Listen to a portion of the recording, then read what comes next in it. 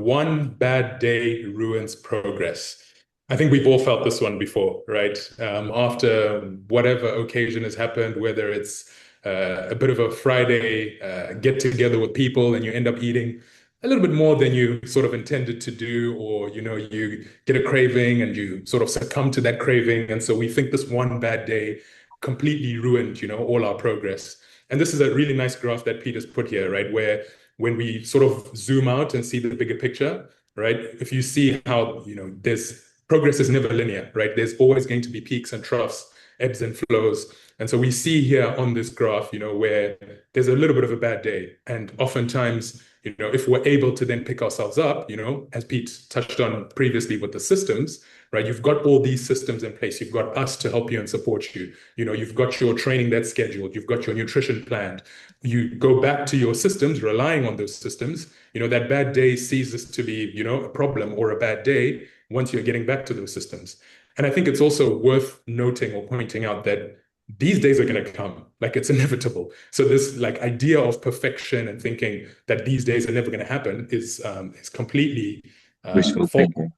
Yeah, exactly. It's really false. So what do we see, right? We often see that after weeks and progress of or weeks or months of progress, client is derailed by a single event, which makes them feel like they've ruined everything. So case in point, as I've mentioned with the, one bad Friday.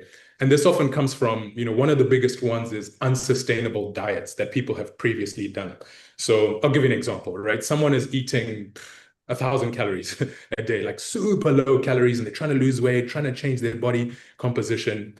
And they go out and they go and have, McDonald's and, big shake, and that meal is 1,000 calories. So they've essentially doubled their food intake in one day, in comparison to what they normally do. Of course, that one bad day is going to feel like it's the worst thing ever, right? Because then maybe they step on the scale and they see this big number and they see things moving. And so when you've done things that are very unsustainable, any sort of wiggle room, there's very little wiggle room for you to, you have to always be perfect. So essentially what we're trying to say is don't always seek perfection. Don't try and do these very extreme things that aren't going to be sustainable. We always want to be seeking progress as opposed to perfection.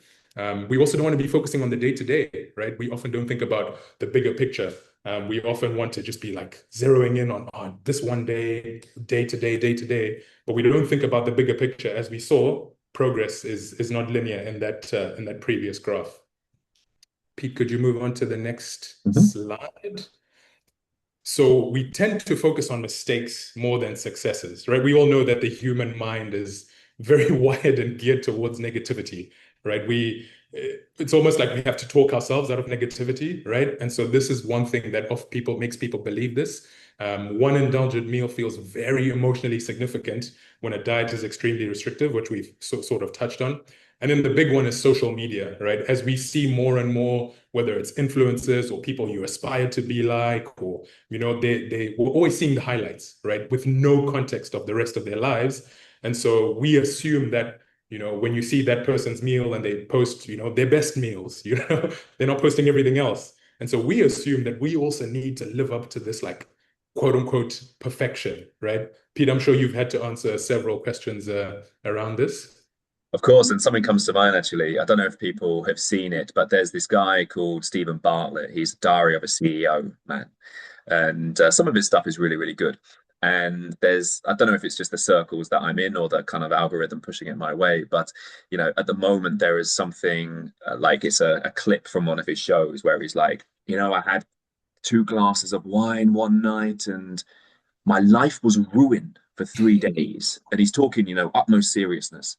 And there is this, feel like there's this pushback at the moment on like this over optimization culture where you've got to have your morning routines locked in. You can't deviate from the plan, otherwise it will ruin your life. This kind of stuff. And so it's so funny to see the narrative that is around this. And again, it's stuff like this that just perpetuates the thinking of, oh my God, if I do this one thing, it's going to ruin my productivity, or it's going to ruin my results, or it's going to ruin, what I've been going for, and everything is wasted. And so, like with most things, there's always a balance to things.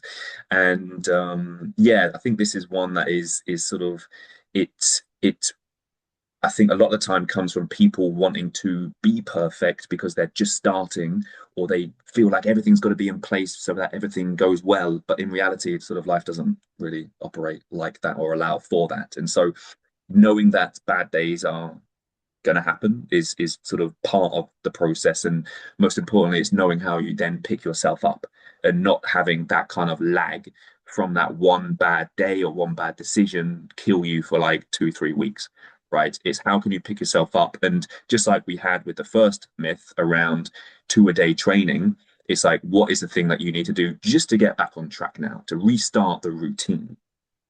Yeah, exactly. And I think, I'll keep hammering the point home around nutrition, right? Often we get questions about meal plans and this and that. And this is one of those things, right?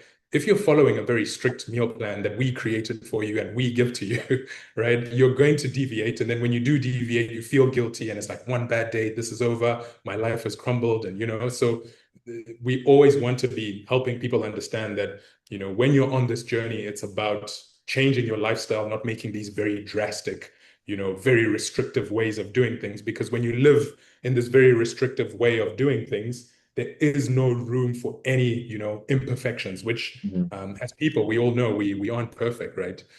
So what's the truth? What's the solution? I think thinking about having a much bigger 10,000 foot view, right? Of thinking about what our journey is like, right? Every one of you would have sort of received a video when you first started around your journey. And something we've been trying to encourage people to really watch and really get into is understanding that this journey of health and fitness is, it's continuous, right? You don't, where you start is not where you finish. So you go through discovery where it's still early days, it's still the beginning. You don't know what you don't know, right?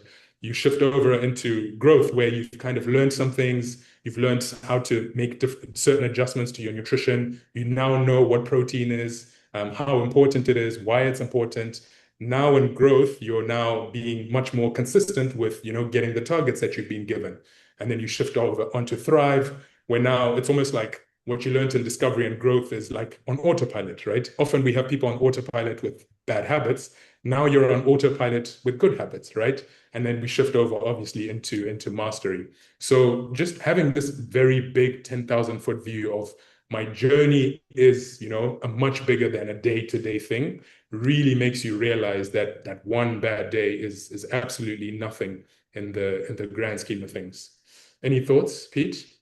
For sure. I mean, I love what Amani said here, and it's like a practice that helped me sort of to be able to celebrate and appreciate the small wins is sort of having some sort of like daily gratitude, writing down 3 things. And I think everyone's gonna have things which they gravitate to more, but it's kind of knowing where your what gaps you need to plug, what's going to be the biggest bang for your buck. And like we were saying earlier, it's not about trying to do everything at once when you're motivated and you're going to do this, you're going to do this, you're going to do gratitude, you're going to journal 3 times a day, so on and so forth. It's kind of like, what is the one thing that you can kind of, implement more?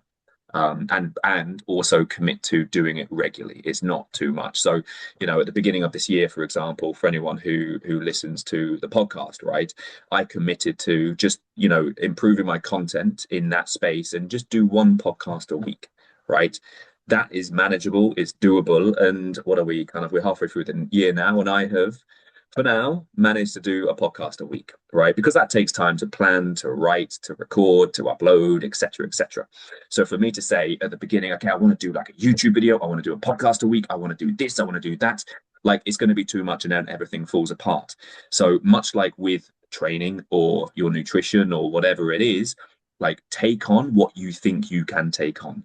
Yes, the results may be slower, but I think we often overestimate what we can do in like a short period of time, like a month or two, and vastly underestimate what can be achieved in, a longer stretch of time, 12 months, 2 months, 2 years, 3 years, etc.